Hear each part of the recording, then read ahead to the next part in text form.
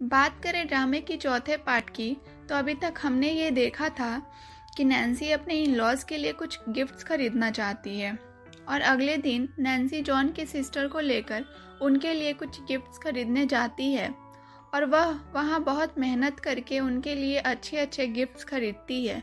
फिर वह अगले दिन जॉन को अपने लाए हुए गिफ्ट्स को दिखाती है, जिन्हें देखकर जॉन बहुत खुश होता है और उसे अच्छा लग रहा होता है कि उसकी वाइफ ने उसके पेरेंट्स के लिए इतना ज़्यादा सोचा। फिर वो लोग वहाँ से अपने पेरेंट्स के पास जाने के लिए निकल जाते हैं। वो लोग वहाँ पहुँचते हैं। फिर वहाँ पर उसकी मॉम आ जाती है और वह नैन्सी को अंदर ले जाती है और जॉन से सारा सामान अंदर लाने के लिए बोलती हैं। नैन्सी अंदर जाकर अपने इन लॉज को सारे गिफ्ट्स देती है, जिससे जॉन के पेरेंट्स उन्हें देखकर बहुत ज़्यादा खुश हो जाते हैं और ये लोग हंसी खुशी डिनर करते रहते हैं। लेकिन उसी बीच में जॉन के डैड नैन्सी से सवाल करते हैं, क्या तुम जॉन से प्यार करती हो? जहाँ पर नैन्सी हाँ करती है, लेकिन जॉन के मन में एक डाउट रह जाता है। अगले सीन में हम ये देखते हैं कि जॉन नैन्सी से थोड़ा सा रूडली बिहेव कर रहा होता है, जिस पर नैन्सी उससे सवाल करती है, आखिर तुम्हें हुआ क्या है? इस पर जॉन पूछता है, क्या तुम मुझे एक चीज़ सच सच बताओगी?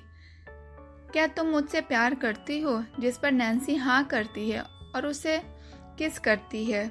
इसके बाद जॉन को यकीन हो जाता है और वह एक्सप्लेन करती है कि मुझे पता नहीं चला, लेकिन मुझे समय के साथ तुम्हारे लिए फीलिंग्स आ गई और इसीलिए मैं तुम्हारे साथ हूँ, जिसमें जॉन बहुत ज़्यादा खुश हो जाता है। फिर अगले सीन में जॉन की मॉम नैन्सी से मिलने आती है और वह नैन्सी से बोल रही होती है कि तुम इतने छोटे से घर को छोड़कर मेरे घर चलो, क्योंकि वहाँ पर बहुत सारी जगह है। मैं नहीं चाहती कि मेरे ग्रैंडसन्स इस छोटी सी जगह में रहें। साथ ही वह यह भी कहती है कि तुम्हारी देखभाल करने के लिए वहाँ पर मेड भी है। लेकिन नैन्सी वहाँ नहीं जाना चाहती है, क्योंकि उसने जॉन के साथ यहाँ कुछ समय बिताया होता है और वह चाहती है कि उसके बच्चे यहीं बड़े हो।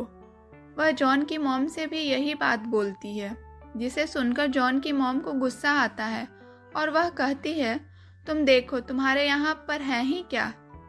तुम अगर हमारे साथ चलोगी तो हम तुम्हारी अच्छे से देखभाल कर पाएंगे। और वह नैन्सी को कन्विंस करने लगती है। साथ ही वह नैन्सी को यह भी बोलती है कि तुम अब हमारे घर की मेंबर हो और तुम्हें हमारे जैसे रहना होगा। इसके बाद वह नैन्सी को शॉपिंग के लिए ले जाती है, जहाँ पर वह नैन्सी को स्टाइल और अच्छे ड्रेसिंग सेंस के बारे में बताती है। साथ ही वह नैन्सी को यह भी बताती है कि उनका खुद का एक क्लॉथिंग ब्रांड है, तो वो कभी भी कपड़े खरीद सकती है। फिर वह नैन्सी को लंच के लिए ले जाती हैं और नैन्सी यहाँ पर अपने मदर इन लॉ के साथ बहुत अच्छा समय बिता रही होती है और उसे बहुत मज़ा आ रहा होता है। तभी उसके पास जॉन का कॉल आता है, जो उसे पूछता है, क्या तुमने खाना खाया? जिस पर नैन्सी बोलती है कि हाँ, वह खाना अभी मदर इन लॉ के साथ खा रही है। जिसमें जॉन खुश हो जाता है और बोलता है कि मुझे एड्रेस भेजो, मैं भी तुम्हारे पास आ रहा हूँ। फिर जॉन नैन्सी को पिक करने आ जाता है और वह अपनी मॉम को देखकर बहुत खुश होता है। उसकी मॉम भी उन दोनों को इतने अच्छे से रहते हुए देखकर बहुत खुश होती है। इसके बाद नैन्सी को एक कॉल आता है और उसे अपने काम को शुरू करने के लिए ऑफिस मिल जाता है।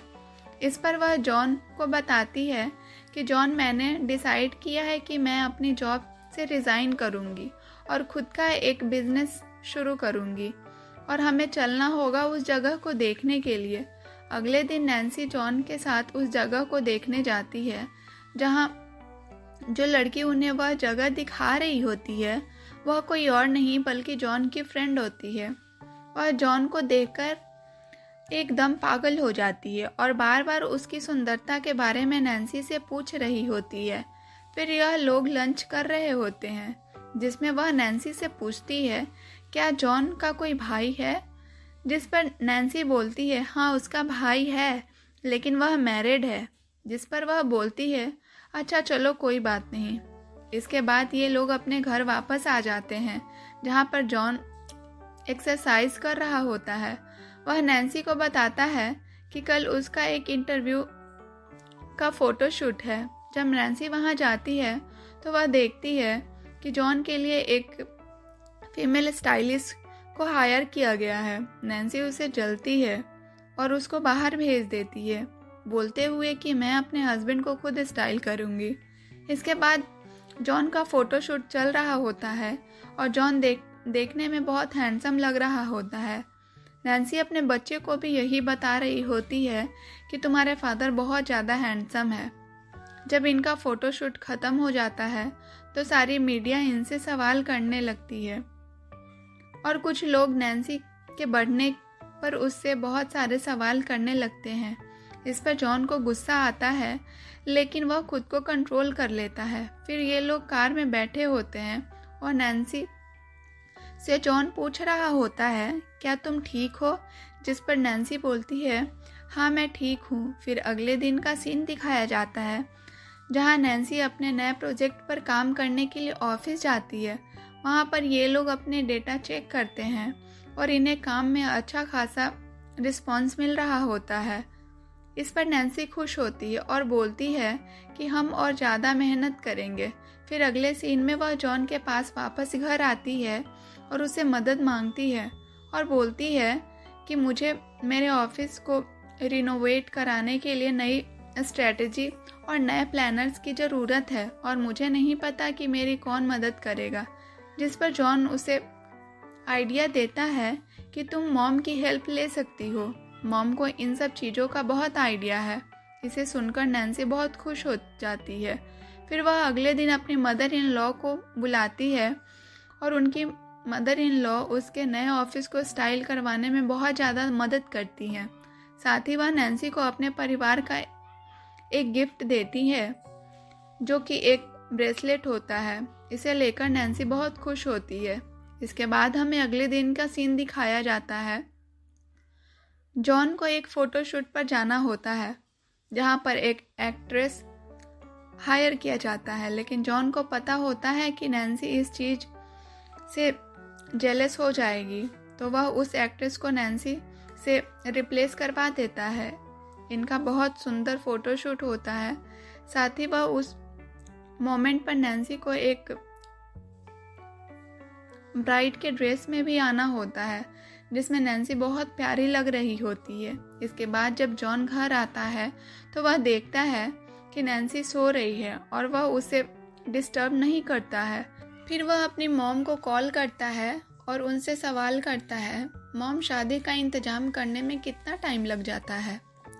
इस पर उसकी मदर बताती हैं कि कम से कम 6 महीने सारे अरेंजमेंट करने में लगते हैं। इस पर जॉन बोलता है, मुझे ये अरेंजमेंट जल्दी से जल्दी चाहिए क्योंकि मैं नैन्सी से जल्दी शादी करना चाहता हूँ। इस पर उसकी मॉम खुश हो जाती हैं और बोलती हैं, तुम टेंशन मत लो, मैं सारी चीज़ों का इंतज़ाम कर दूँगी। अगले दिन नैन्सी बैठी होती है, तभी उसके पास जॉन की मदर का कॉल आता है और वह नैन्सी को बताती हैं कि जॉन और मैंने डिसाइड किया है कि तुम्हारे बच्चे होने से पहले हम तुम्हारी एक बहुत बड़ी शादी करवा देंगे ताकि तुम्हारी कुछ मेमोरीज बन जाए और तुम अपने बच्चों को भी बता सको।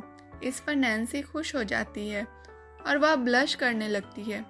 उसकी मॉम कहती हैं, तुम टेंशन मत लो, मैं सब देख लूँगी। इसके बाद का सीन दिखाया जाता है जहाँ नैन्सी जॉन के साथ होती है और वह उसे बता देती है कि उसकी मॉम ने उसे बताया है कि जॉन ने उसके लिए वेडिंग प्लान किया है।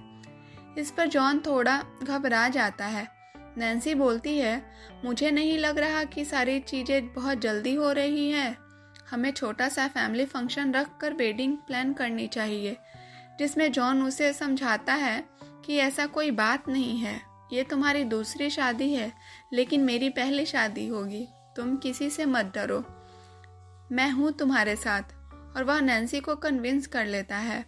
इसके बाद हम देखते हैं कि नैन्सी जॉन की मॉम के साथ शॉपिंग के लिए जाती है, जहाँ पर वह अपनी शादी के लिए आउटफिट सेलेक्ट करने जाती है। वह चीन के सबसे बड़े डिज़ाइनर से मिलती है। थोड़ी देर बाद नैन्सी वॉशरूम में होती है जब वहाँ से वापस आ रही होती है तो वहाँ पर लाइजा होती है। लाइजा नैन्सी से बहस करने लगती है और बोलती है, तुम मेरा सब कुछ छीन ली और अपनी लाइफ में खुशियाँ भर ली। तुम्हें लगता है कि तुम्हारी लाइफ बिल्कुल ठीक चलेगी? मैं ऐसा कभी होने नहीं दूंगी। नैन्सी उसे इग्नोर करके वहाँ से जाने लगती है, लेकिन लाइजा उसे धक्का मार देती है, जिससे उसके पेट में दर्द होने लगता है। नैन्सी चिल्लाने लगती है, प्लीज़ मुझे बचा लो, लेकिन लाइजा को लगता है कि वह ड्रामा कर रही है। जब लाइजा देखती है कि नैन्सी नहीं उठ रही है तो वह भागकर बाहर से लोगों को बुलवाने जाती है। फिर अगले सीन में दिखाया जाता है कि नैन्सी हॉस्पिटल में होती है। उनकी मॉम बहुत ज़्यादा टेंशन में होती है और कहती है, प्लीज़ बोलो, उनको नहीं छोड़ेंगे जिन्होंने नैन्सी की ये हालत की है। थोड़ी देर बाद जब नैन्सी ठीक होकर बाहर आती है तो सभी लोग खुश हो जाते हैं। इसके बाद का सीन दिखाया जाता है जहाँ नैन्सी अपने इन लॉज के पास होती है। नैन्सी की फ्रेंड भी वही होती है और वह उनके पेरेंट्स को भी बुला लिया होता है क्योंकि उनकी शादी होने जा रही होती है। सभी लोग बहुत खुश होते हैं और नैन्सी भी अपने पेरेंट्स को देखकर खुश होती है। अब यहाँ पर उनकी शादी की तैयारियाँ चलने लगती है, लेकिन नैन्सी की फ्रेंड बहुत अजीब सी बिहेव कर रही होती है और वह पूछ रही होती है, क्या हुआ लाइजा के साथ, जिस पर नैन्सी बोलती है उसे जेल भेज दिया गया है और इस चीज़ से वह डर जाती है। इसके बाद हम देखते हैं कि नैन्सी की फ्रेंड उनके भाई को मैसेज कर रही होती है और उसे मिलने के लिए बुला रही होती है। इसके बाद न्यू ईयर का टाइम आता है। अब सभी बहुत ज़्यादा खुश होते हैं और ये लोग साथ मिलकर न्यू ईयर सेलिब्रेट करते हैं। तभी जॉन के भाई के पास नैन्सी की फ्रेंड का मैसेज आता है और वह उसे फिर से मिलने के लिए बुलाती है। जॉन का भाई नैन्सी और उसे साथ में समय बिताते हुए देख थोड़ा जलता है क्योंकि वह अभी तक अपनी लाइफ में सिंगल होता है। फिर वह नैन्सी की फ्रेंड से मिलने चला जाता है और हमें पता चलता है कि 9 साल पहले ये दोनों रिलेशनशिप में थे। नैन्सी की दोस्त इसलिए डर रही होती है क्योंकि उसने जॉन के भाई के ऊपर चीट कर दिया था, लेकिन यहाँ पर ये दोनों अपना मैटर सुलझा लेते हैं और रिलेशनशिप में आ जाते हैं। अब इसके बाद आता है नैन्सी के बर्थडे से एक दिन पहले का सीन, जहाँ जॉन नैन्सी को एक सुंदर सी ड्रेस दिलाता है। अब ये लोग डिनर डेट पर बैठे होते हैं, जहाँ जॉन घुटनों पर जाकर नैन्सी को शादी के लिए प्रपोज करता है। इस पर सभी लोगों की ताली बजाने की आवाज़ आती है और सभी लोग कमरे से बाहर निकलकर जॉन के लिए चीयर अप करने लगते हैं। इसके बाद नैन्सी हाँ कर देती है और इसी के साथ सब जॉन को नैन्सी को किस करने के लिए कहते हैं और ये ड्रामा का हैप्पी एंडिंग हो जाता है। तो दोस्तों, ये था ड्रामा का लास्ट वीडियो। बाकी सारे पार्ट्स चैनल पे ऑलरेडी अपलोडेड हैं। अपने थॉट्स को कमेंट सेक्शन में लिखना और चैनल को सब्सक्राइब करना ना भूलें। मिलते हैं अगले और भी इंटरेस्टिंग वीडियो के साथ। तब तक के लिए take care, stay safe, thank you.